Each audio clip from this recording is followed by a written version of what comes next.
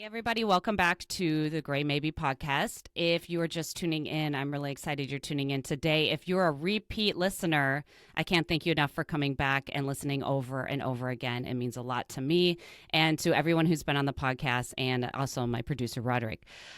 Today, I have someone really great. So I have been creeping on this person virtually for a while. I've known her for a long time. I want to say I met her in maybe 2010, 2011, around that time frame. And she is just a gorgeous, beautiful person that I've stayed in touch with, who has had a very significant grief that I have watched from afar. And I've just loved how she's walked through that grief. Not loved like I'm happy that that happened, but it has been an honor to watch her go through that because she has been transparent about it. So today I want to welcome Mia Andreoli. Did I say it right? Did I say it right? You did. You nailed Okay, it. thank you. I got nervous at the last second. Okay, Mia Andreoli. And Mia, you and I met at Harvard and Stone. We sure did. You were dangling from the rafters, girl. Yes, I was. And so Mia, this is like when Harvard and Stone first opened. I want to say it was like 2010, 2011, right around there. It might have been 2011, 2011. And this bar was a BFD. It was a big deal. It was a high volume cocktail establishment. Mia was the only woman who worked there as a bartender. She was Yeah. the sole female, and she held it down for all the females because she was just as good as these dudes, slinging high volume. If And not better. if not better, let's be honest, okay? And she looks so gorgeous. Like and she looks today exactly like I remember her then, like no time has passed. And she would have her hair done in a very traditional 1950s, 1960s pinup. She looked like a better looking version of the Rosie the Riveter poster. And it was just such a, like, if you've ever been to Harvard and Stone, this bar is very industrial, it's very dirty, it's very gritty. And the highlight of this bar, and why I think it was so popular, was because we had this very industrial, hardcore, type of environment, and the entertainment and the theme behind it was this female factory worker vibe. So there was like this heavy feminine presence in the shows. The girls were very athletic. We were hanging from the ceilings, doing kind of like acrobatic-y type aerial stuff along with dancing. We couldn't wear heels. We had to wear like these work boot type things, because it was such a dangerous actually place to kind of play around on. And Mia was like this one female, like just beacon of light behind the bar. And I was so, like mesmerized by her every time I saw her, and she was just always so kind to us and so sweet and just such a great bartender. That's how I know Mia. Now, I've stayed in touch with Mia over interwebs and through, friend circles, and I've watched her become an artist. She made art for me. She was commissioning art during the pandemic. I have two framed, like they're like, I don't know what like they're not cartoons, but they're like They're like kind of little cartoons. weirdo illustrations of Yes, like what they're was happening in the world. yes, and she was making these commissions, or I commissioned her. I have these two really great, like little cartoon like illustrations. One of me being a showgirl, and one of me protesting. And I love those, so I know that she has an artistic background. And since she was also doing photography, but now it seems like photography is your main, It's my maybe your jam, main thing. girl. That's your jam. My jam. So she's a photographer in Boston, staygoldimages.com. That's where you see her work. That's where she's doing her work. I love seeing her work. And so, Mia, another little welcome. Is there Thanks. anything you want It's so to? good to be here. I'm so happy to have you. I'm so psyched. I mean, I love how, the gram just keeps us connected. Yeah. Yeah. Yeah. If we didn't have that, I don't know if we would be connected. I don't think so. Yeah. But I do have to say, piggybacking off of the Harvard and Stone experience, you and all the other women there, Eva and Nikki, you guys kind of took me in as well. And I think being the only woman on that bar, that's a little bit of an intimidating experience. But coming into a place where these like beautiful goddesses hanging from the rafters, and you guys were just so cool and like took me in, and it was just, you respected what I did, I respected what you did, and it's just a no-brainer that we're connected now. So I'm so glad. Yeah, there was a lot of camaraderie between, I feel like, the bartenders and the dancers. Because that place was such a monster. When I say that it was packed, it was like that bar was high volume. It was five deep, meaning there were five people. 500 covers a night. Yeah, Like yeah, insanity. yeah. It was when it was at its busiest, when it was doing its best at that time. It was packed, line out front. You could not move. And there were five people behind each other trying to get drinks. And they hated it when we'd have to stop to do the show. Oh my God. Move all this stuff off the bar. Yes. Coming in. Yes. And the bartenders did not care. I'm sure you guys were like, great, a welcomed break to like reset and get things back to where you wanted. Yeah. And not have to deal with people. But you guys never, and I'm, you guys never had a problem with it. The bartenders there have always been the best, especially in those early days. That was a really, really magical time. Absolutely. Okay. So anything else? Photography. Love all this stuff. I mean, the photography thing really came about. I mean, I've always been carrying a camera with me ever since I was little. My parents, my grandparents, everybody always had a camera. So I kind of just, it's like osmosis, right? And so when I lived in New York City, I was a makeup artist, but I was so enamored by the lighting guys on set, the photographers. So I was always like creeping on them when I should have been like creeping on faces. But anyways, fast forward to the pandemic and I got furloughed from my job and I had this sort of like come to Jesus moment. And I woke up from a dead sleep and I said, what was I doing in my past life that brought me a lot of joy that I'm not currently doing? And it was just like ding, ding photography. So I basically just went and bought a whole new kit and just started shooting for myself and for friends, and friends of friends started hearing I was shooting again. And it just was super organic the way that my business transpired. And I got connected with people in the beauty business, which for me, obviously being a makeup artist back in the day, it just made sense. And now I'm working predominantly with women run businesses and it's just 1000% my jam. It's I love awesome. it. Yeah. It brings me so much joy. I love it. And I love seeing the work that you post. And I can tell it's very female oriented. It makes total sense. I didn't know you were a makeup artist, but that makes absolute sense because very few people are doing their hair and makeup like you who haven't had that kind of experience. I mean, nowadays it's a little easier because there's so many tutorials. But, back when I first met you, this is like not that far into the internet. Here's a marker for you. In 2011, when we first were at Harvard and Stone, we did not allow anyone to take photos. And we didn't have Instagram yet. And we didn't have Instagram, and no one was allowed to take photos, and people listened. Yeah, totally. Like people different time. didn't take photos. Like there was, when it was a kind of a best kept secret, everyone was hearing about it, but no one could see what it was unless they came and saw it.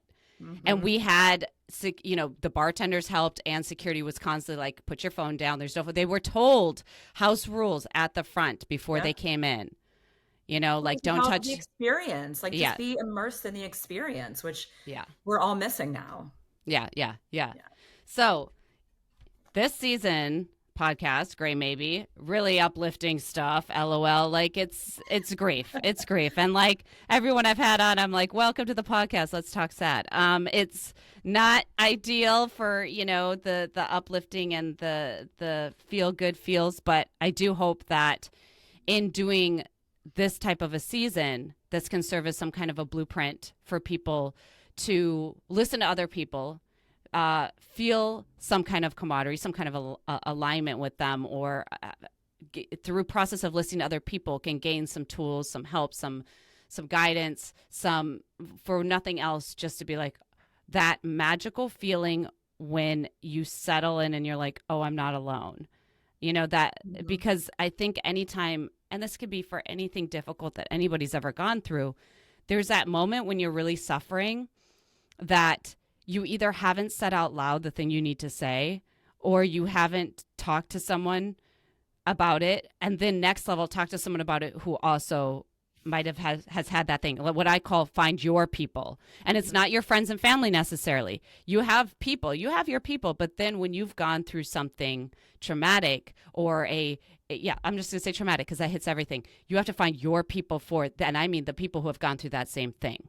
They don't have to have gone through it exactly the same way, but they have to have gone through the same thing, and that's your people. And that little bit of space between before you said something, before you met someone, and after, I think is a really big transition, a really big bridge. So that being said, will you tell us as much or as little about grief? I know, Let's right? get it. Let's just get into it. Right? Why not? So my experience with grief came in 2016. So I found out that I was pregnant in March 2016. My husband actually used to work at Harvard and Stone with Jillian and I. Yes, yes. Um, Love behind the bar. And so we ended up getting pregnant in March of 2016. Super excited, totally surprised. Um, had gone to my OB and everything was totally textbook, like very, very healthy. I was drinking, multiple green juices a day, still working out, all the things, low risk. And yeah, my pregnancy was great. Like I totally accepted my body and this belly and just this, planning this life ahead. And so we get towards the end of my pregnancy, and I was about, I think I was about 37 and a half, almost 38 weeks at this point. And that particular day, I didn't really feel a lot of movement with the baby. And so I'd gone down, we were living in Providence at the time, and I went down to the street to this little cafe and I got a cookie like this big and a big Fanta soda. And I was just like ingesting as much sugar just to see if I could get her to move, because that's usually what would happen. And then I ended up calling one of my best friends and I said, I'm just not feeling a lot of movement. She said, just, call your midwife. They're probably just going to say go to triage just to do like a non-stress test. So that's what happened. And they said, everything was fine. I was there for a few hours. She just was like up under my left rib. There was, because I was so big at that point, not a lot of amniotic fluid, and sent me home. And they just said, you have your last appointment, your last checkup in 2 days. Just make sure you tell your midwife, good to go. And so then a week later, which is election week, 2016, Oh my God. hot week, Oh my God. busy week. I'm sorry. I Uh, just had compound trauma for yeah, you. yeah. So I just kind of like to like throw that in there as like a Oh. reminder of like the time. Um, so I had gone to my last midwife appointment with Rich, and that particular day I struggle with anxiety and depression, and my anxiety was like through the roof that day. So he came from work and met me at the office, and we were sitting there waiting for the midwife to come in. And, she had me on the table, pulled up my shirt. She's like, oh my gosh, the most beautiful belly I've ever seen. And I'm like, all right, lady, let's like just Yeah, get to the cut to point the here. chase. I was like really in it. And so she's like doing her little Doppler and she's like, oh, wait, no, that's your heartbeat. Wait, is that the baby's? And she was stressing me out. And so she's like, you know what? I'm going to go fire up the ultrasound next door. She's like, I just can't tell what's going on. So she ends up taking me and Rich next door and with a technician there. And so, they put the jelly on your belly and doing the ultrasound. And the woman is standing here with the screen, the back of the screen to me. And I'm getting really irritated. I'm like, turn the screen to me. And Rich could see how agitated I was. And he was like, hey, can you turn the screen so we can see it? And she was just like ice cold. Oh my God. And I was like, what the fuck is happening? And I look over and Jen, the midwife, and this was like slow motion. And I like look over and it's really dim in there. And I literally see one gigantic cartoon sized tear in her tear duct. And I was Oh like, my God. and it just falls, hits the floor. And I feel like I can like see all the beads. And she said the phrase that changed my life. She said, there's no heartbeat. Mm. And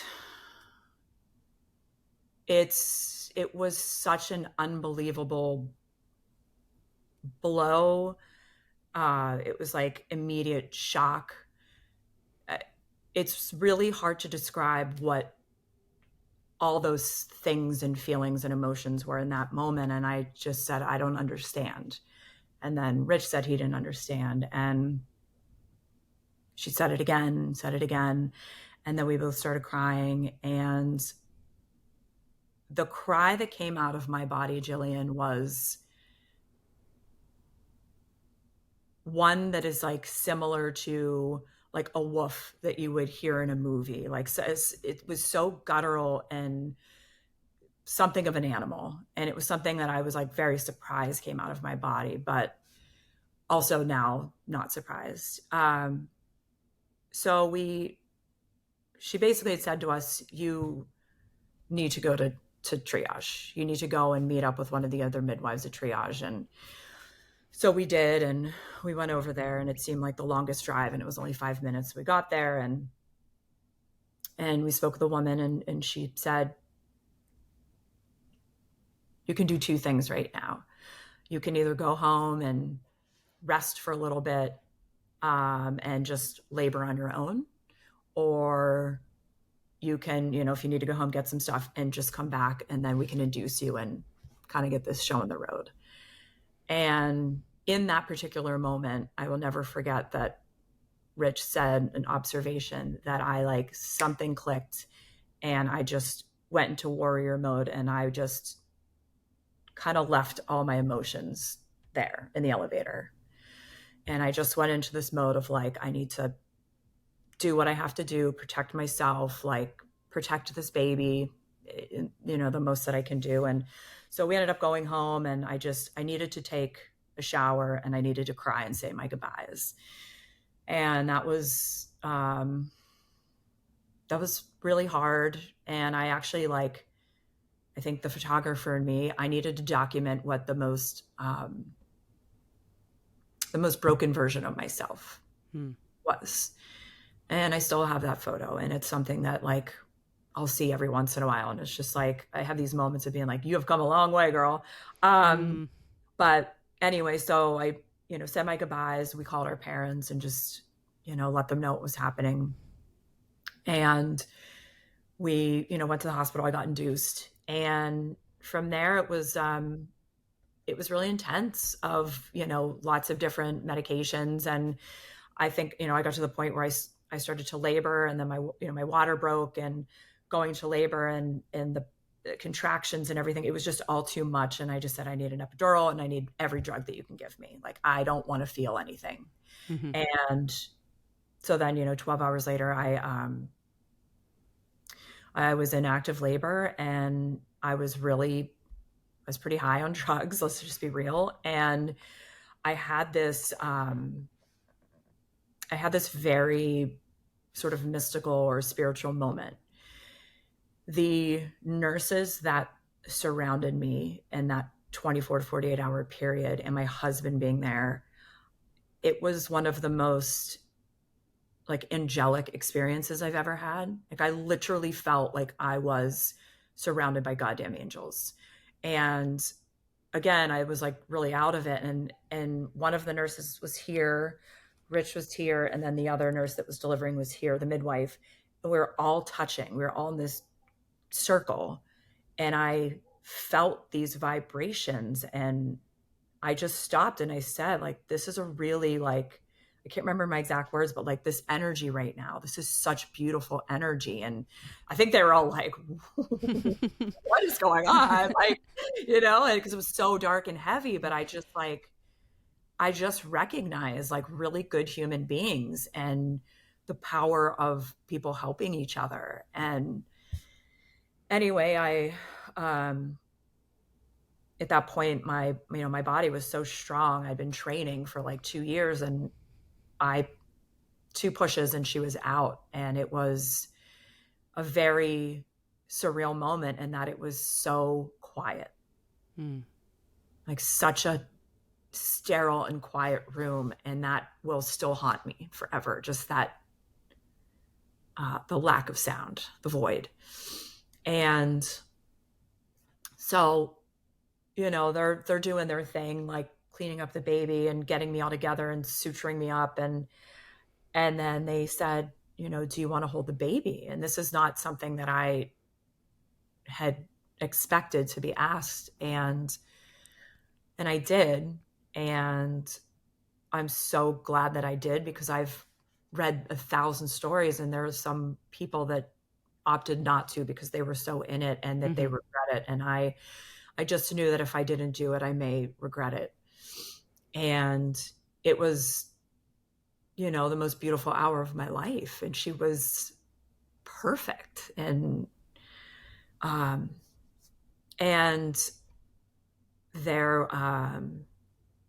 was a pastor that worked with the church I mean, sorry, with the hospital, and her name is Carolyn, and she's one of the most wonderful human beings. And she came up and she said, "Hi, my name is Carolyn, and I work with the hospital, and I don't know if you guys are religious or spiritual, but I would like to, acknowledge your baby's existence." And I was in this really weird state of just being like, "Well, who are you?" And I just felt very like protective and defensive of the energy of me and Rich and our daughter. And I'm glad that Rich encouraged her to come in, because I'm still friends with her to this day. And she said these beautiful things about Rosalie, and she said prayers, and I'm not a religious person at all. And I really embraced what she did. And I'm so glad that she was there. And anyway, so after, they took Rosalie away after a few hours, and then that's when the social worker comes in, and then that's when this person comes in, and then it starts to get even more medical, and like, this is what happens when you leave here. And so I think I had spent maybe another night, and then we left, that next day, which, it was election. By the way, the election was happening while this was going on. Yeah. I Which is crazy, because I like looked up at one point. I think I was still having contractions, and I looked at the screen and I like see the red numbers, and I'm like, this can't be happening. And we've just like, yeah, so that was that. So that was weird. And anyway, so we left. Her birthday's on the 8th. And so I think we left the 9th, and we walked out of the hospital with no baby. And what's so interesting is that, I don't know, this is something just very small, is that when you have a baby, they offer you a wheelchair and they wheel you out to your car. But I didn't. I walked out. And I had like looked into that, because I'm a curious person. They wheel you out because you're holding a baby. But like, I walked out. I mean, I still had to go through labor and delivery, and like, I walked out. Like, I wasn't offered that. I don't know. That just felt like a little. Yeah, I don't like that. I didn't like that at all. I don't like that, because if you had a C-section, or even the fact that most women have to have some kind of stitching after right? So just for anybody who maybe hasn't considered this, doesn't know this, or if you might be of the male variety, stitches in your hoo-ha. So pick the most sensitive part of your body where there's constant friction, and then stitch it up, and then be like, go ahead, take a walk. Like, I don't know. That whole thing seems, I mean, I don't want to get into how much we punish women over and just have no problem with their suffering in general. Like, it's very clear to me that humanity as a whole, and specifically the United States, cares very little for the suffering of women. I'm just going to say that off the bat. Yeah, I don't like that. I don't like that at all. No, I don't like that. But that could be for another podcast, Jillian. Okay. So we ended up, we walked to our car, and then we got in this car that, there's an empty car seat in the back, and we drive home. And getting home is when it started to get really real. And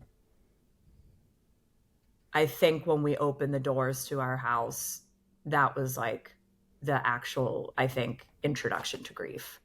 I would say even more so the next 2 weeks after, like, my hormones started to like chill a little bit and the meds were wearing off. And I started to heal a little bit. But yeah, I mean, that's really like you're walking into an inescapable grief.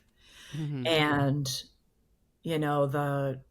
everything was ready to go. The crib, the whole room, everything was all decked. And you had an entire baby shower.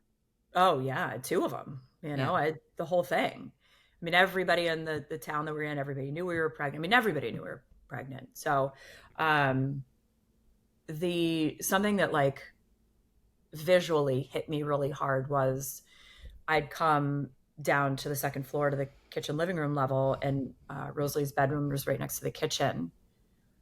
And I noticed that the the light that would come through the window just looked different.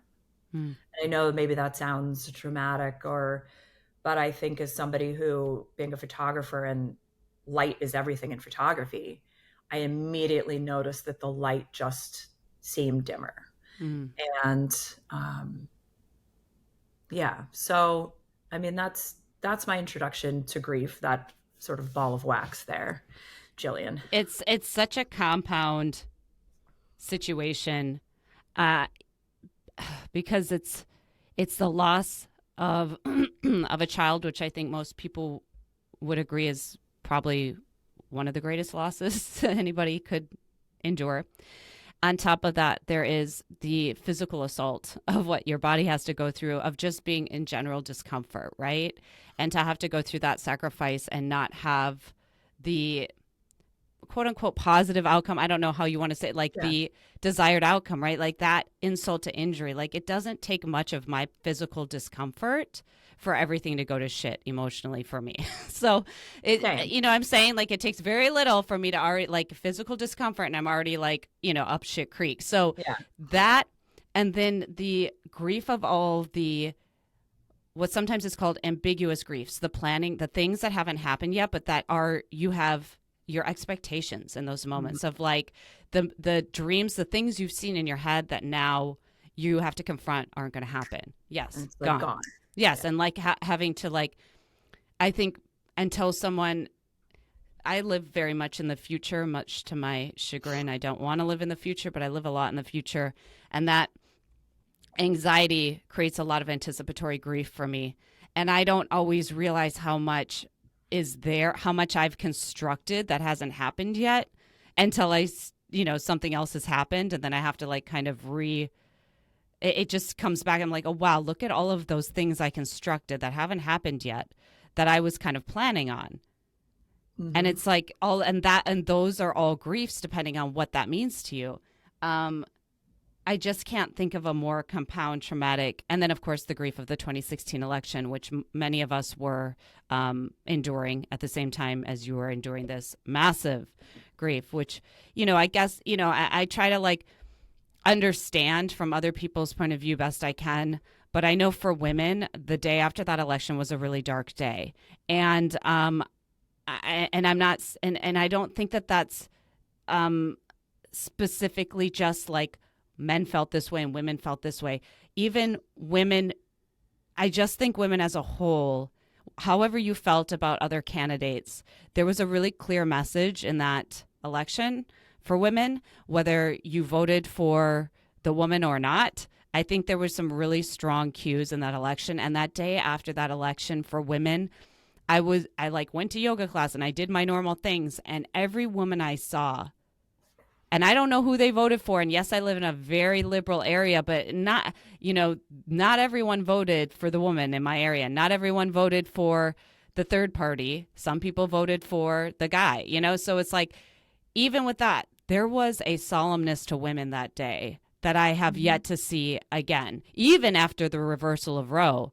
Like, there was a solemnness that day about, yeah, women, you can be anything but president. It felt very much like that. It felt very much like another squish down, another whatever. So yeah, another step back.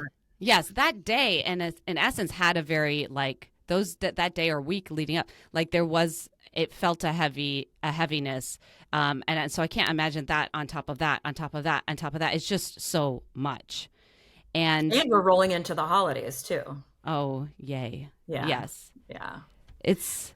So that was a lot. So, I mean, my next question is like, how the fuck did you get out of that? Like, how, like, I have something, like, you have been transparent on social media. When you were ready, you were transparent on social media. And I have kept tabs on that. The things that you write, and you did this, I know, at least 2 years in a row. I think I've done it 6. Okay. And I looked back on the 2 specific ones because every time you do this post, you add some things, it seems like. And so the one I have most recently is from November 8th, 2022. And you say, it's now 6 years from the day that Rosalie Grace Andreoli was born still. And you say these last 6 years have been full of lessons, and lessons are meant to be shared. You share that 1 in 160 births will be stillbirths, and the statistics are shocking. Odds are just that odd. And I have to comment and say, I know 3 women that have had stillborns. And I might know more that just like I'm in touch or know them, but I don't know their days in and days out. But I know 3 right off the bat. Right. That I can think of. To piggyback on some of your episodes from your first season about abortion, I think that with stillbirth is kind of a parallel in that not a lot of people talk about it. And I think maybe it's the same with miscarriage and I think with abortion. And I just hearing these statistics, whether it's 1 in 4 with abortion, 1 in 160 with stillbirth, like these are real fucking numbers. That's 21,000 children a year that are stillborn. Like, and it's just wild that we don't have more dialogue around all 3 of these particular specific topics. And yeah, that's all. I agree. And I'm like, I agree. And I'm curious, like I have to figure out, I'm curious like you. So I'm like, especially when something feels off. So I'm like, well, why? Like, why aren't we talking about it? Is it something where it's like, it's just another way to keep women kind of separate from each other? Because women talk. That's like our superpowers. We talk, we communicate. 100%. Or because I think it's like it makes people sad. I mean, this is something that somebody has said to me. Like they don't want to talk about it because it makes them sad. And I'm like, happened to me, not you, motherfucker. Like right. And if you're sad, imagine how I feel. Right. So I think there's this like weird, like I don't know if it's like a lack of empathy or compassion, or people are scared to be vulnerable. People are scared to try to imagine themselves in other people's shoes. I don't know. I don't know what the disconnect is. I'm so curious about people and emotional intelligence and intelligence of the heart. I don't know. I'm going to fight for this till I die, Jillian. I have a couple theories in going through several seasons and talking to my friend who also has a master's in psychology, who I bring her on, Jada Ellingham. So there's a couple things, I think. One, I think you nailed it, in emotional intelligence. I think we as a community, as a society, we don't see a lot of value in emotional intelligence, and there's no like classes, right? There's no like some of the things in our society that we need most, like taxes and budgeting and emotional and maturity. Like we don't do those things. It's like up to everyone to just kind of figure it out. And so I think, yes, emotional maturity, that's a thing. I think also there's this very interesting thing about uncomfortable feelings that Jada's talked about, where when people have uncomfortable feelings, they either purge it, like they push it out like in a way, or they like take it in and they kind of like it consumes them. But most of the time people want to get it as far away from them as possible because it's uncomfortable, which leads me to this idea that I feel like grief in particular, people act closer to that like it's an airborne illness than anything else. It feels like sometimes that the idea of that feeling, that when people are empathizing or even sympathizing, that discomfort is so great that they almost feel like they're going to catch it and they have to get away from it. Like, I can't have that. I can't have that happen to me. Like, I can't imagine that I can't have it happen to me. Grief's not catchy, guys. It's not catchy. and the thing is it's unavoidable. Like, we're all going to experience grief. Yeah. All of us. You cannot get out of this world without we try. experiencing grief. Yeah, we try. We try really hard to. We try really hard. Yeah. Because it's so, and I don't think enough people are taught how to ride their emotions, right? I certainly wasn't. And I found every way to dodge, purge, cover up, drug out. I never was a big drug person, but I was definitely a drinker and definitely a seeker of, other things to occupy my mind, workaholicism, all those things to not have to deal with however I felt in the moment. So those are some of my ideas about it, because yes, these things that we're talking about are so uncomfortable for people. And the crazy thing is with anything hard, there's no way around it. There's only through it. And that's what nobody wants to do, right? Like That's the only shortcut, and it ain't going to be short. You notice everywhere else we want shortcuts. We don't want to go around. We want the shortcut. But when it comes to this, and it's not a shortcut, but it is like a direct route to getting to, you got to go through it, not around it. Walk through that fire. You got to do it. Yes, you say that somewhere in this. I'm going to keep going because I love every point that you make on this, and I think it's so poetic. You say, life, it'll bring you to your knees and slap the naivety off of your stupid face, and I relate to that. I don't know why. I'm just like, yes I mean, to you that. could take that and you can apply that to so many other areas besides grief, and it's the truth. Yes, I like to say that when sometimes someone, a peer of mine, teacher, whatever, and we mentor students, whatever, and I'll always make comments because not to these students, of course, only behind their backs. I was like, yes, because life hasn't fucked them yet. Yeah. They haven't gotten the naivety slapped off their face, like not yet. They will. Right. And the reason that I wrote that was because up until that 39th and a half day, I was like, oh, everything's fine. I'm going to be fine. Like nothing bad can happen to me. And then, within that 30 seconds, and that woman said, there's no heartbeat. It was just, life just smacked me in the face. I was like, oh shit, this can happen to me. I am 1 in 160. And it's wild. I hate that you're 1 in 160. I hate that anyone's 1 in 160. Same. You say the journey of parenthood is vastly different for everyone. Be gentle with judgments. Now, this enrages me if someone was judging you. Now I want to be murderous. Well, I think it's more of a broad stroke statement, in that people are something about our society. People are just like, oh, when are you going to have kids? When are you going to have kids? Why aren't you pregnant? Why don't you have kids? Mm-hmm. And, just so intrusive with questions. Right. And it's like, it's such an intimate and private thing. Mm-hmm. And I think another thing that we can put in that box of sort of taboos is like IVF and infertility. I think it's something that so many women are going through IVF alone in silence and are suffering. Mm-hmm. And why aren't we talking about that? I know so many people that have had IVF babies, but you don't want to talk about it. Why? Yeah. And I'm wondering too if it's the minute you start telling people, not your people, right? I'm gonna make a differentiation. People, because they're asking too. Like once people start snooping around asking, and then if you like tell people, there's an expectation. And sometimes with some of these things, it's especially IVF, infertility, stuff like that.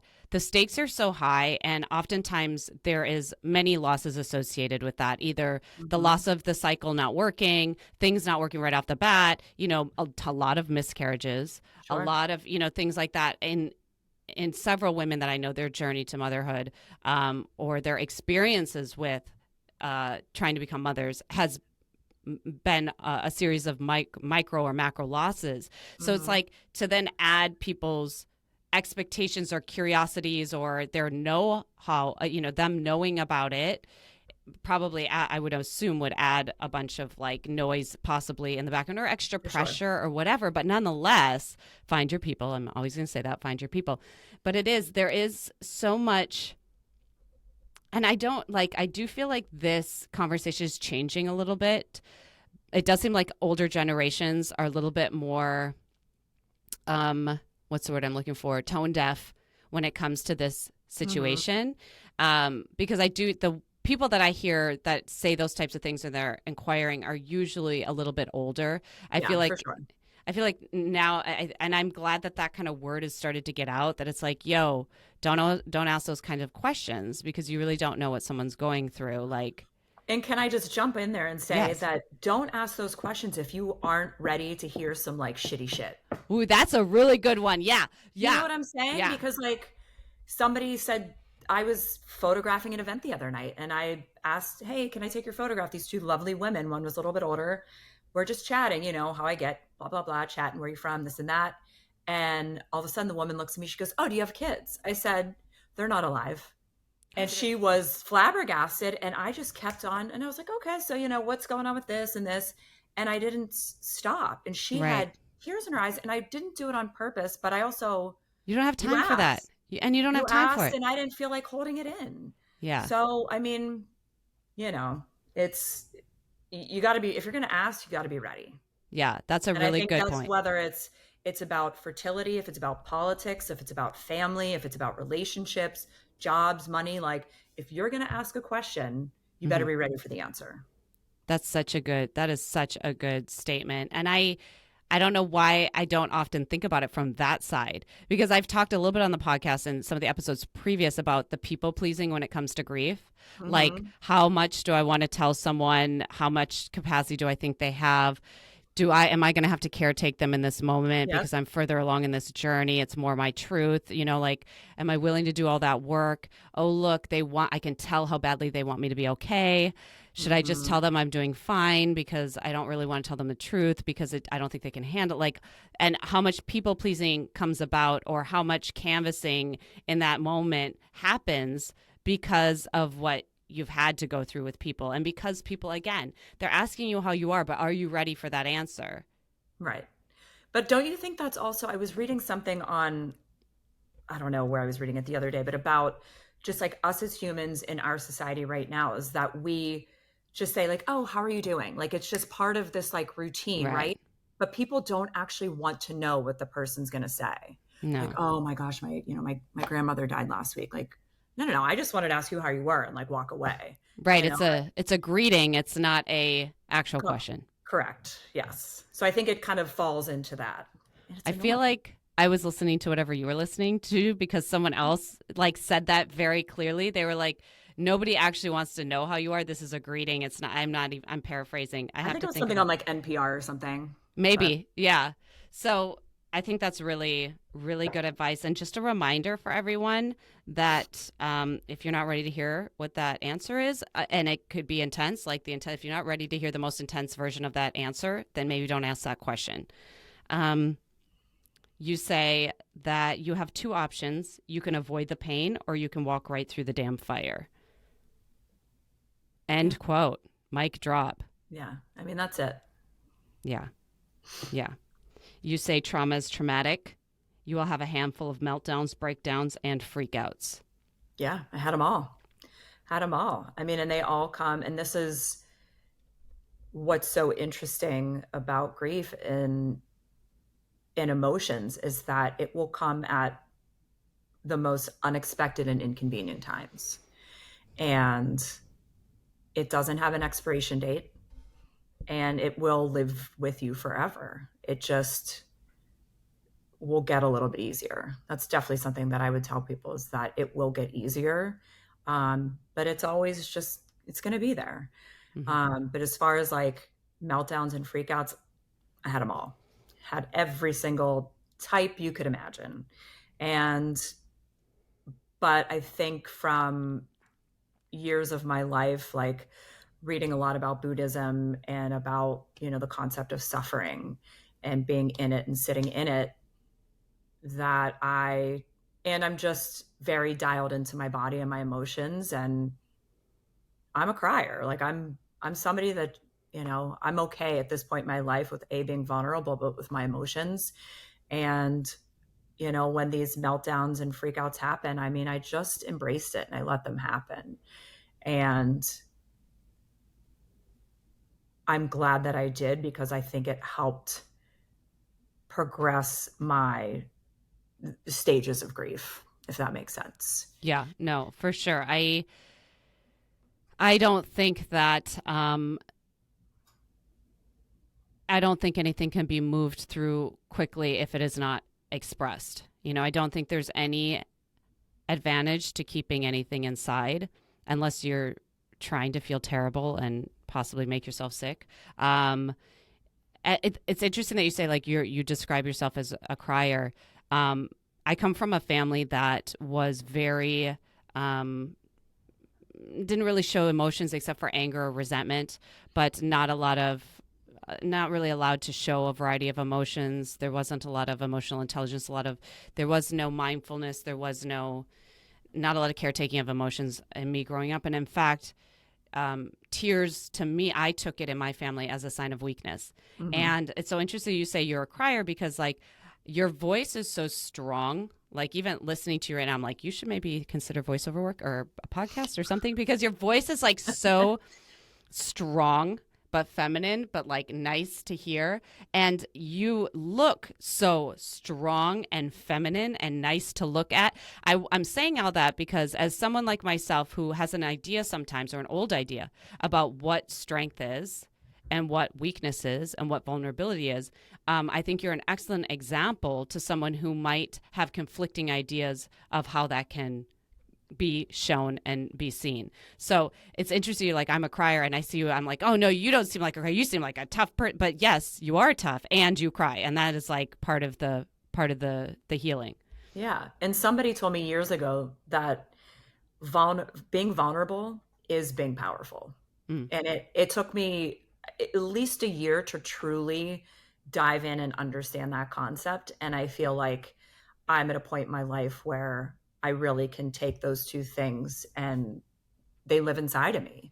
Hmm. And I think, but it also shows in my work artistically, Yeah. being able to connect with these women and create this safe space where we can talk about loss and broken marriages and this and that, and then and get these beautiful photos. And it's an experience that has left a wonderful mark not only on them but myself.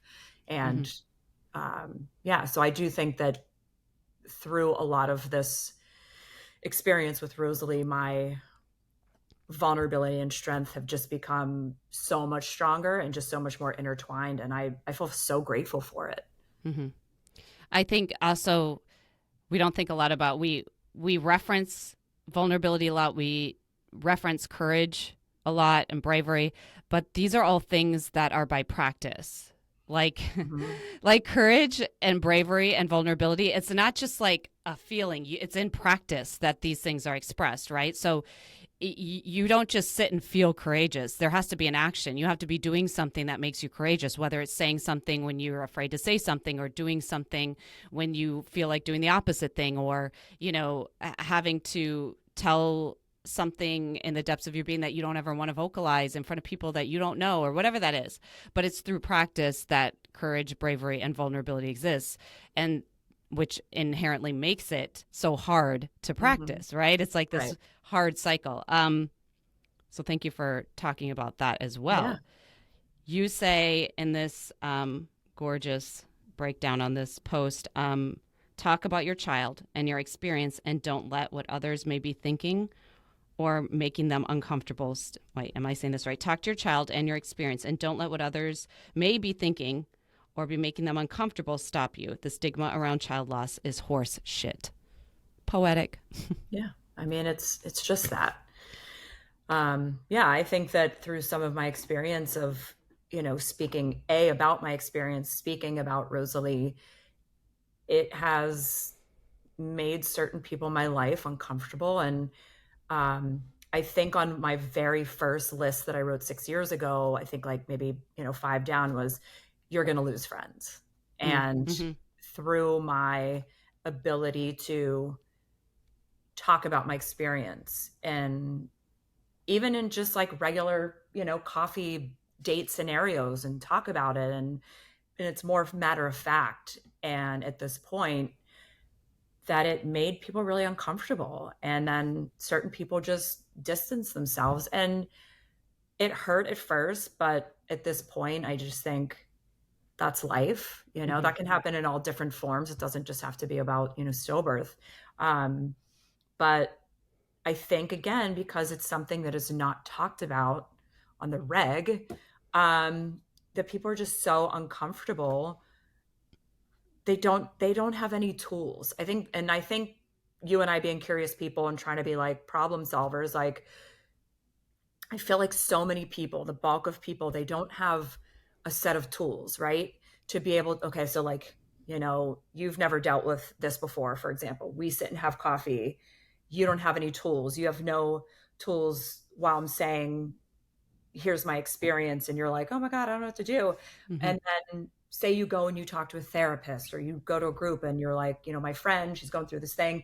And then you gain a couple tools. Then we have coffee a couple months later and you say, I'm really, really sorry. I'm really sorry. What can I do? And you're starting to use these little tools, right? That Mm-hmm. are, it doesn't seem like you're doing a lot, but you actually are. And you're engaging. And I think that's the thing, is that there's this lack of engagement with the person that has had the trauma and the person that wants to help. Um, and I think also people are so scared to engage because they think they're going to either say the wrong thing or they don't know what to do. And it's fear based. And I mean, I could tell you, I could write a list of things that people have said, and it is Not cute. comical. It's It bad. is, I have It's, a really good sense of humor, pretty dark sense of humor. That shit is whack. it's bad. It's a bad list. It's a bad list. It's a It's bad a bad list. list. Yeah. I think you're touching on something that is really important, that I think is something that's, again, very easy. Actually, it's simple, but it's not easy. Let's put it that way. Or it's easy, but it's not simple. So that engagement that I think what I'm hearing you say is talking about is what a lot of people have a hard time doing, which is holding space. Mm-hmm. Like, and not having a solution for someone, and not having advice, and not having suggestion, and not having to say the perfect thing, because it's not about you solving this problem, because you cannot and you will not be able to. And I think the anxiety in that moment for people who are highly empathetic, or even are sympathetic, and there is a difference, to feel like they have to do something, like how can I and it's the anxiety that people feel of like, I can't stand this feeling, how can I make it better, how can I fix it, maybe I can say something, maybe I can give it some advice, some suggestion, but none of that is going to matter, because truly when someone is in the shit, they rarely want a solution, and rarely are you going to find that solution for them. Even therapists are not paid to give you solution or advice. They are paid to sit there and listen to you and help you find your way. Mm-hmm. They are not there to give you solutions. So that holding space is like really hard to do, because you have to confront your own anxiety. And it's really hard to practice, because it's, again, a practice of discomfort. You know, very rarely does holding space feel really great, because you are trying to navigate this space for them where they can say and be truthful about what they need to say. Right. And you just hold that space for them.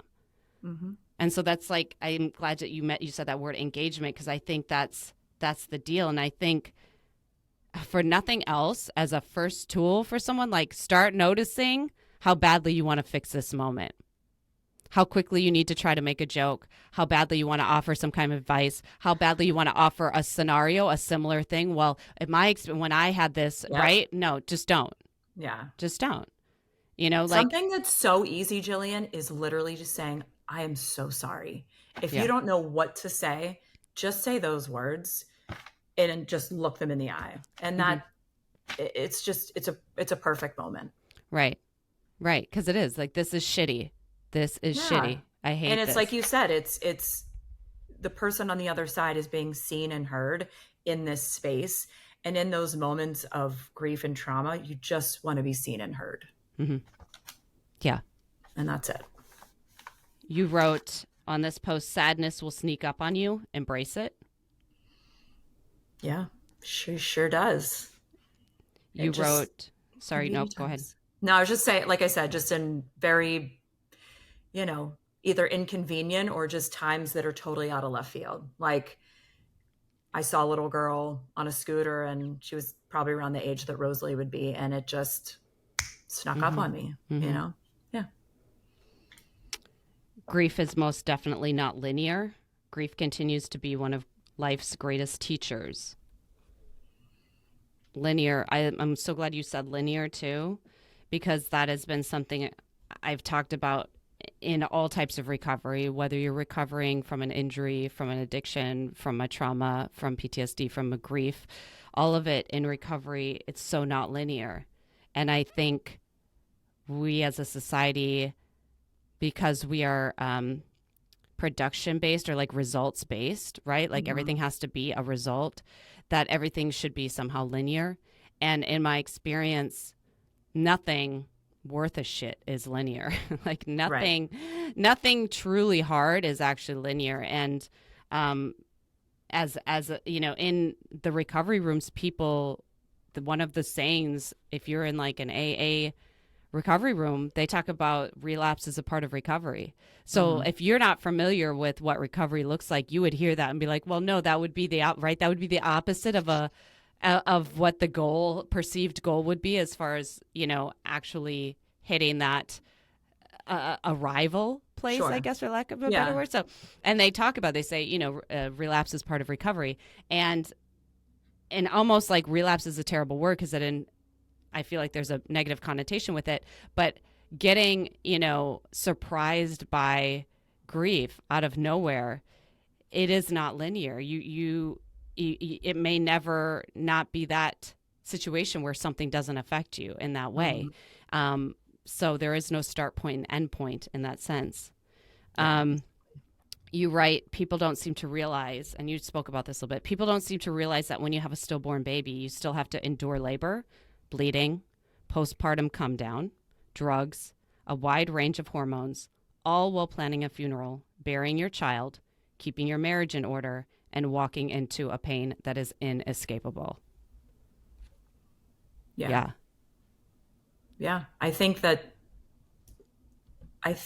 people have this idea of maybe I should or shouldn't lump miscarriage in there with stillborn, but that there's no baby. Like it just this thing happens and then you come out of the hospital and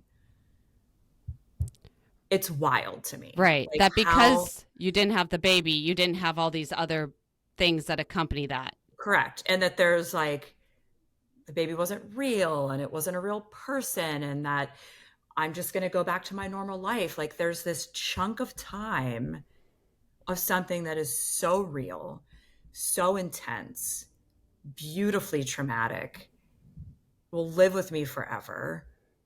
And it's something that 98% of people will never understand. And maybe the 2% is because they're like you're curious, you want to know. And it's it's really wild is the only way that I can encapsulate it. Is just that people truly thought that once that was over that I was just gonna go back to work and just do all these things. And I had to heal my body, I had to heal my mind. I was in the deepest, darkest depression. I had to go and pick out a headstone. I had to go and meet with all of these doctors to review an autopsy. Hmm. Shit that I never in a million years would have thought. I'm sitting in this like cold conference room having a huge panic attack. Like, what the fuck are you talking about? Like, how did I get here? Mm-hmm. And, people are like, oh, it's been 2 months. She's probably fine. People that I thought would have way more compassion and empathy too. Hmm. So, yeah, there's a Like, whole chunk of time, dude. I can't get past the idea that, like,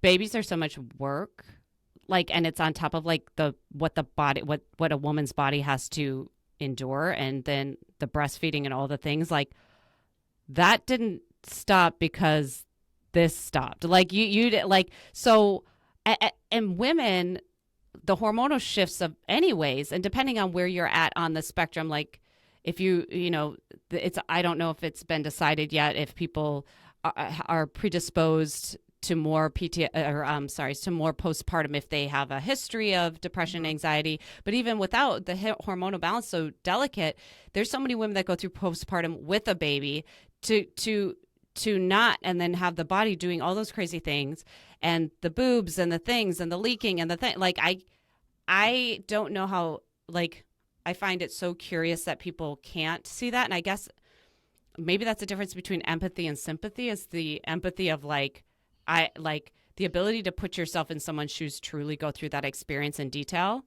or to like sympathize, like, oh, that's terrible for you.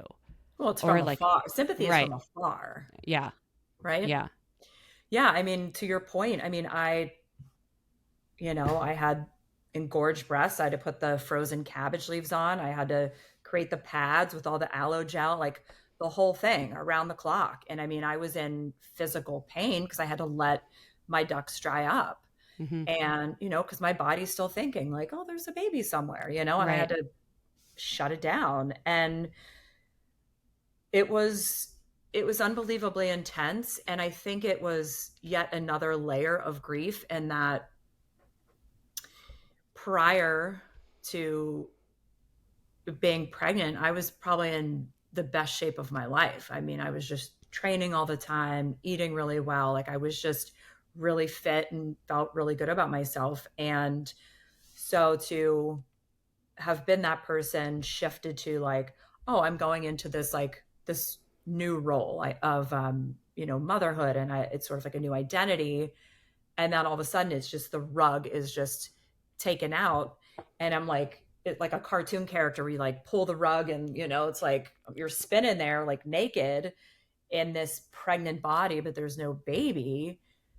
There's just a plethora of issues of like body dysmorphia and identity crisis and depression and anxiety and all these things. And it was like a fucking perfect storm for wanting to numb myself Hmm. and isolate. And I didn't know who I was. It was fucking terrible. It was the darkest, just unbelievably darkest time of my life. And I didn't really realize how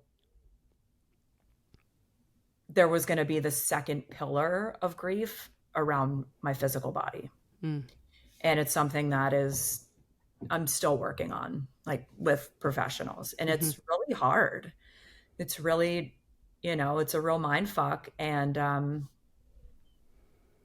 but it's the truth. And I think that, by talking to you about this, if there's somebody out there that is going through that and feels alone in that they're not, Hmm. and there's plenty of people out there that'll, that can help. And there's ways to get through it. It is hard though. It's very hard. Yeah, this is emotional war. Like you would never like you get why someone who's gone to war would need to talk to someone else who's gone to war, right? Because like those of us that aren't having bombs dropped on us can't quite relate the same way. But you went through emotional war, and so if anyone's listening that's also gone through that same war, like I don't know how you could continue without talking to other people who have done like it's just such a very uniquely difficult situation that I don't think anyone can I don't think anyone can come close unless they've gone through it. Right. Um, Speaking of, the numbing, the next thing you wrote on this eloquent post is drinking wine will not make the pain go away. It doesn't. And I had a total aha moment after like, I think because it was November, I think like November into February, it was just like we were in New England, just cuddling up and just drinking wine.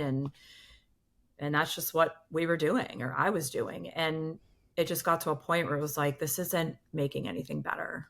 And Mm-hmm. I got clearance from my doctor about going to the gym, and I started moving my body again. And I found just a great amount of joy in being able to move my body again. And I sort of had to like shake hands with this new vessel and be like, hey, I'm old Mia. Hey, I'm new Mia. Like, let's get to know each other and figure this shit out together, because it's all going to be different. Mm-hmm. And, from here to here. And it was and is still a journey.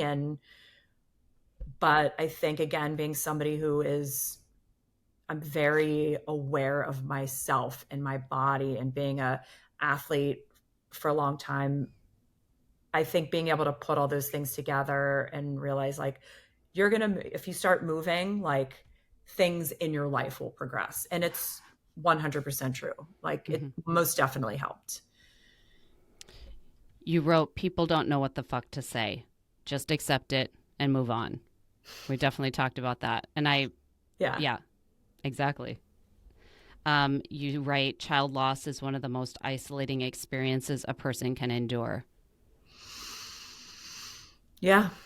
It's really hard to tell people where you are in that minute, in that day. And and being transparent, being honest. Mhm. And people are like, what the fuck?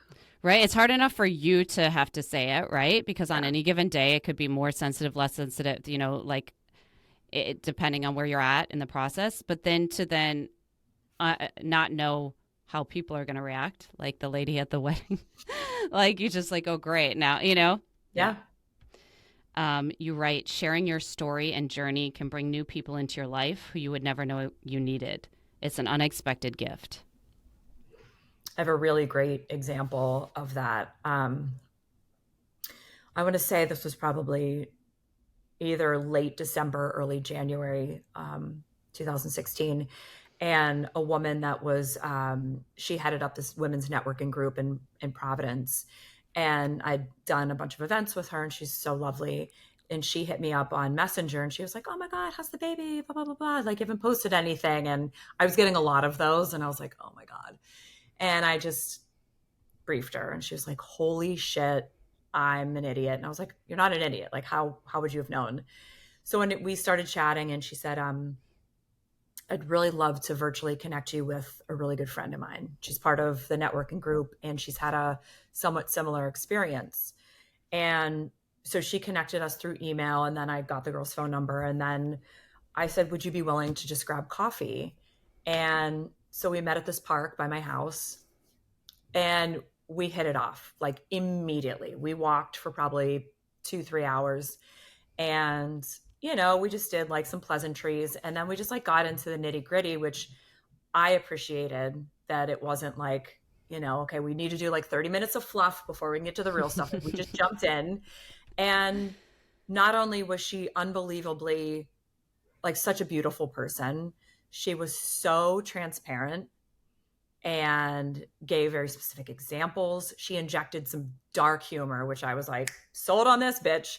Mm-hmm. And she asked me how I was doing. She asked me how me and Rich were doing, and how, like, she asked me all the questions. And I was like, this is one of my people. Mm-hmm. She doesn't know it yet, but she is. Mm-hmm.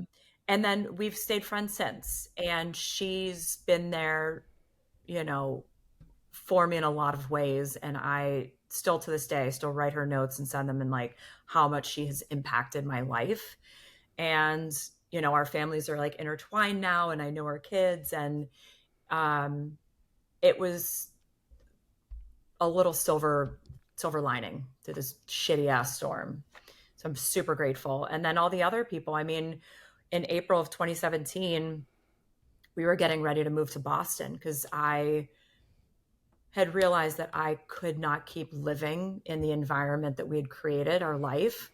Everything was reminding me of this path that we were expecting to take, to this journey to go on. And for me, I needed to shake it up and just go to a different city. And so in April, I was in the middle of packing, and just sitting in the basement. And I said, I need to pull my phone out. And I just started writing in my notes just about my experience, just a couple little sentences. And then like a week later, I said, you know what? I feel like I need to post this. Mm-hmm. And not for pity, not to put it out there, not to get likes. I'd gotten so many messages from people like, hey, I haven't heard from you. Are you okay? Where's the baby? Blah, blah, blah. And so I just put together a really short, succinct post, and it had a picture of Rosalie's headstone with some flowers from the funeral. And it just had a couple things, 1 in 160 stillbirths, like a couple like factual things, and then just how I was doing or something like that. Mm-hmm. The response to that post was nothing that I had ever expected. I mean, like 1,000 people commented. It was crazy. I got so many private messages from people I haven't talked to in 20 years. Like, somebody I went to high school with was like, I had a very similar situation. The only people that know are my parents and my husband's parents. Like, we don't talk about it. Mm. Like, we don't ever go to the, and then people through people. I got an email from somebody, a friend of Rich's friend's stepmom or something, was like, hey, our daughter-in-law is going through this right now. We don't know what to do. How can we help her? Hmm. And then we had this dialogue back and forth, and she was like, oh my gosh, this has been so helpful. And then this person, and I just started getting all of these letters, and it's so interesting. I felt so responsible. I think I felt very responsible with my story and how I presented it, and giving that information and putting that out there. I didn't realize what was going to come back to me. And not only was it other people's stories, but it was the being seen and being heard. And it made me feel less alone. And the fact that I got responses back that I was like helping people in Hmm. some way, I felt like I had this sort of moral obligation to keep giving little bits of my story, Hmm. because I know for myself, like when I was going through all this, like I didn't know anybody that went through this. So I researched everything I could find on the interwebs. I watched the movie with what's it called, 0 to 60, with Minnie Driver, and it's about stillbirth. And my friends were like, you cannot watch any of this stuff. I was like, no, I'm very curious, and I want to feel connected to people that have had a similar experience, whether they're fictional or not. Hmm. I read every like book about it, and I was going to different groups. And I think being able to go to these different groups, either with myself or with my significant other, and being able to just stand up, wobbly legged, and tell my version of my story, and then listen to 8 other women or couples talk about their story. It was, to me, those rooms of storytelling these are the threads that like weave us all together, connect us as human beings. And even though it was such a shitty time in my life, I felt so connected to people Hmm. and stories, and that we're all, yes, we all put our pants on the same way, but we're all going to experience grief and trauma in some form. And I think the more that we just get over ourselves and, realize that that's the goddamn truth, that it's just going to, we'll all just be better for it. Yeah. I, Rant. yeah. I love that you bring up like these types of support groups because I do think that they're really, really important in recovery, in whatever recovery is. I think a lot of people's knee jerk reaction is to let the shame of whatever the situation is silence them, or like by somehow they'll be able to protect themselves through privacy. And nothing could be further from the truth. Like, there is a freeing that comes, like the truth will set you free. It really does. When you speak, whether your voice is shaking or not, your Mhm. truth, and then you do it over and over and over again with people who are going through the same thing, it's really, really powerful for healing. It's a very, very, very powerful tool for healing. Um, you wrote, the loss in your life will provide room for a new opportunity for greatness, a new version of yourself. Dig deep, say hello to the new you, shake hands, and live. Live your damn life. Yeah. And you It's, kind of you talked about that body wise, and you talked about that, that new version. yeah. Like, who are you now?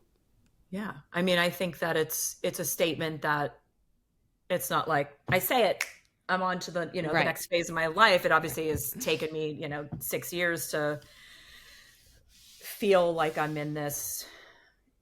feel like I'm in this new phase. I feel like the last maybe year and a half, I've really been able to not solidify. I feel like I'm living a pretty authentic life, and I feel like I found my one of my biggest purposes, which is photography and telling. That's my love language. That's how I see so much of the world and interact with the world. And um, it has provided me with this experience. I'm able to through a camera, with this business, connect with people and create a human experience. And I think also like taking my hospitality experience and throwing that in there and making people feel good and feel comfortable and goofy and all these things, I'm creating something that I didn't even know that I needed. Mm-hmm. I just, during the pandemic, I'm like, I got to figure something out for work and money and purpose. And, I step back, 2 years later and I'm like, oh, yes, it's all those things, but it's also been a huge tool for me for healing. And I'm grateful for that every single day. And, like I said earlier, this opportunity to have very meaningful engagement with people. And by creating the safe space, I mean, people have opened up to me. And I mean, I was a bartender forever, so people were like always opening up to me, but this is like on a different level. And it's really, I take it very seriously. I take what people are offering and sharing. I feel very humbled that, this woman, we did a shoot a couple months ago and she said, this is my, I'm celebrating. No, I said, why are you here? What are your adjectives today for your shoot? I always try to like pump people up that way. And she said, I think my adjective is, survivor or something like that. And I said, oh, tell me more. And she said, today is 12 years cancer free.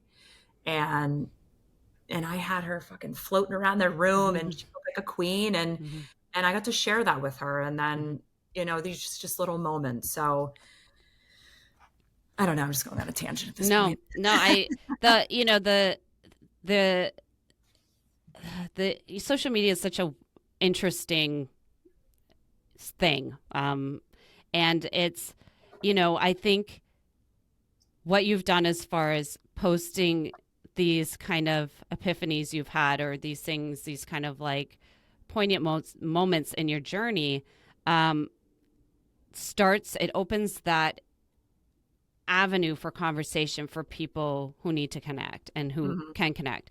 And I think there's something like that can be very not great with social media for people who aren't necessarily looking to connect. They're looking to throw their experience and then peace out and either gain some kind of, maybe some kind of recourse with people.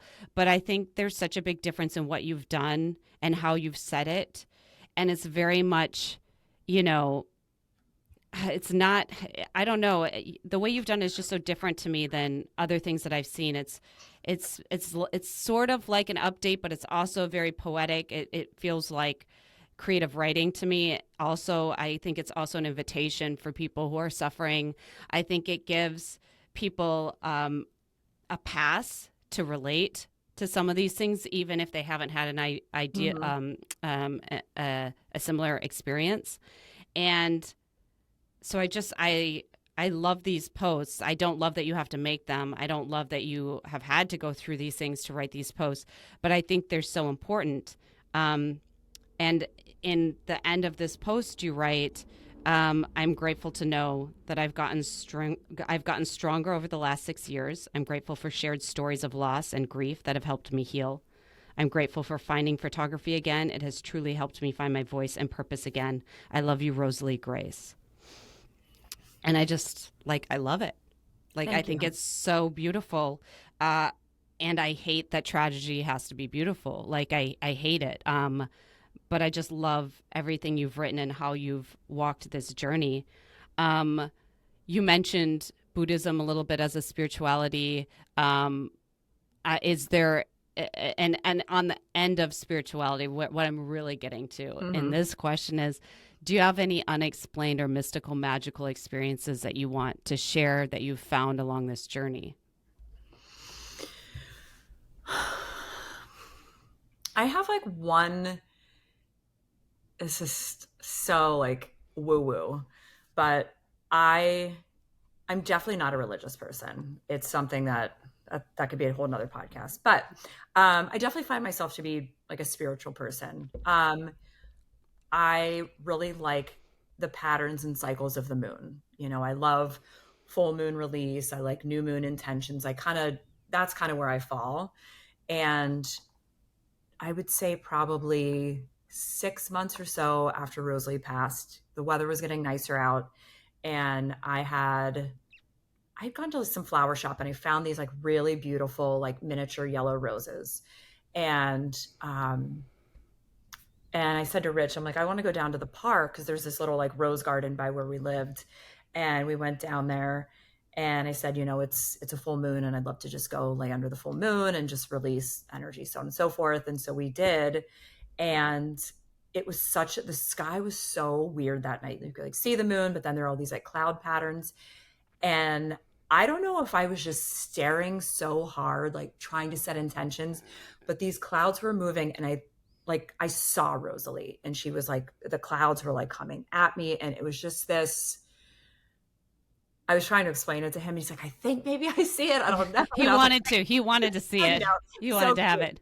But it was just this unbelievable experience.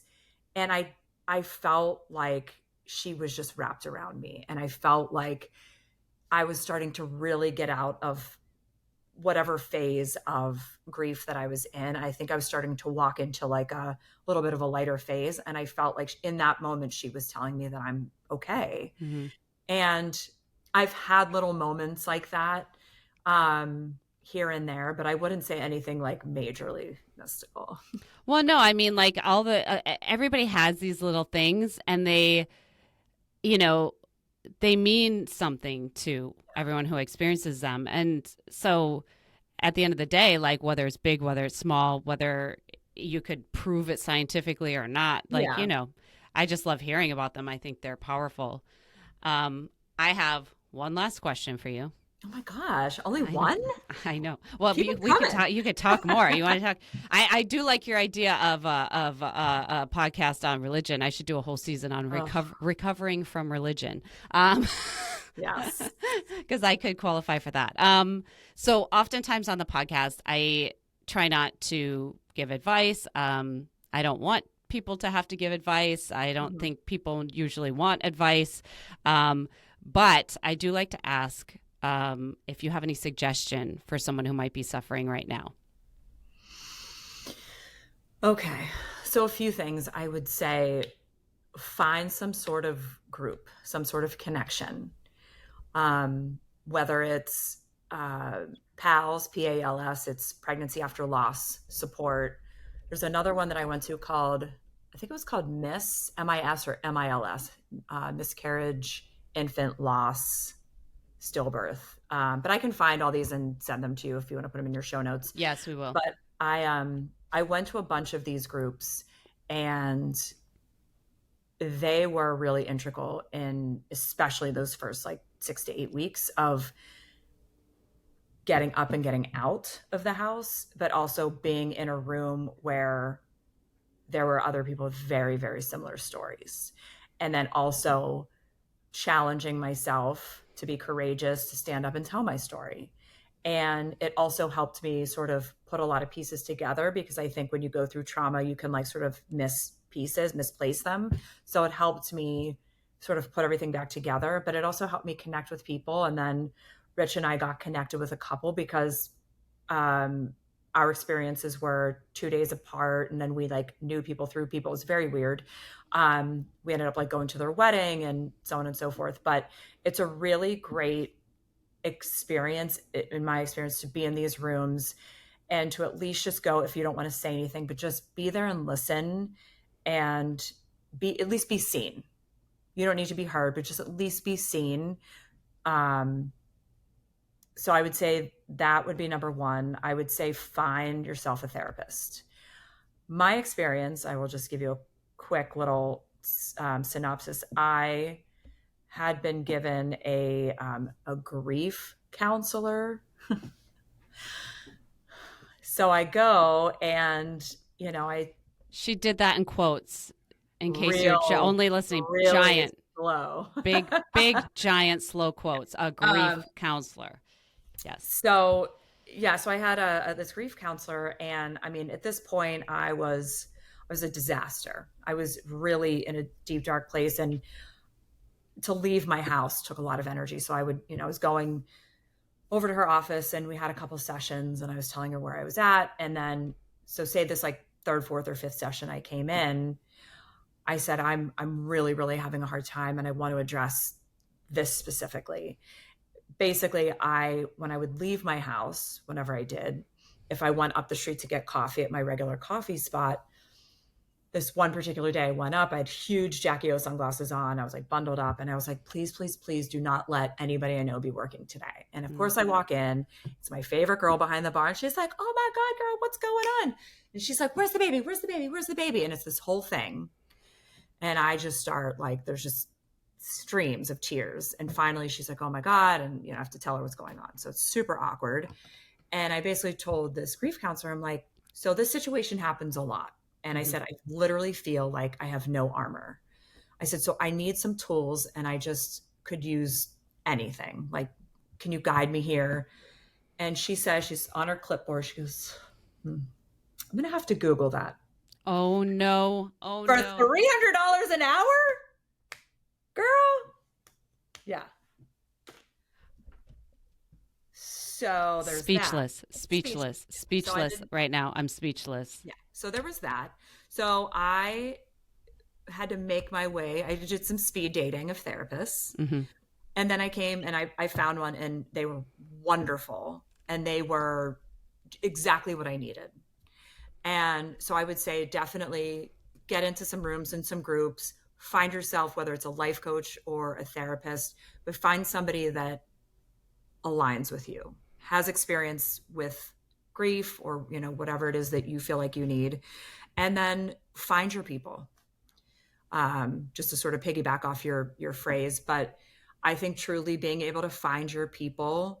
From my own experience, the women friends and family members that I have that supported me in that time, I can never repay.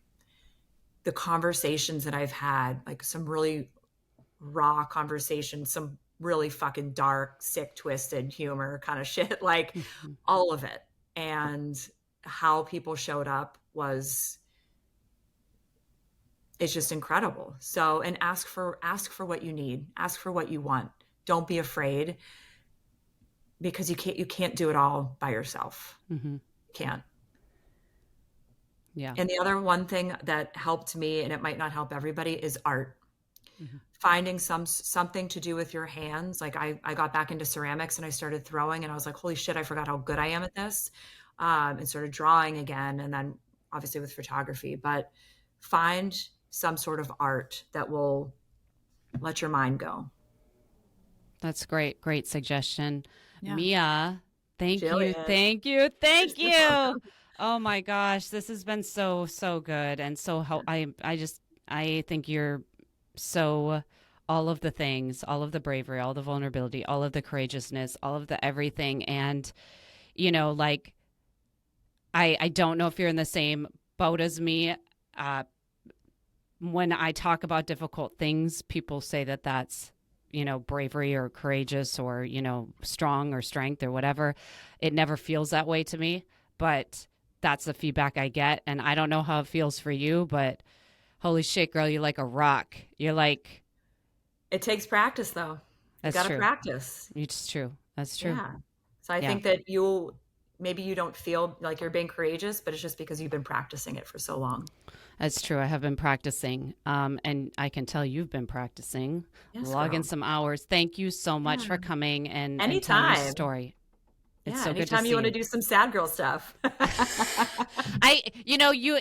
Yes to the sad girl stuff, always to the sad girl stuff. Yes. But there's so many, I have so many ideas for future seasons and I'm going to find a way to bring you back on another one. I would love to. I love Absolutely. the religious one. I love it. This is a good idea. The religious Girl, one. that'll be number one. I'm ready for it. Thank you so much for lending your time. Absolute best. I'm so glad we're connected. Thank you. You're welcome.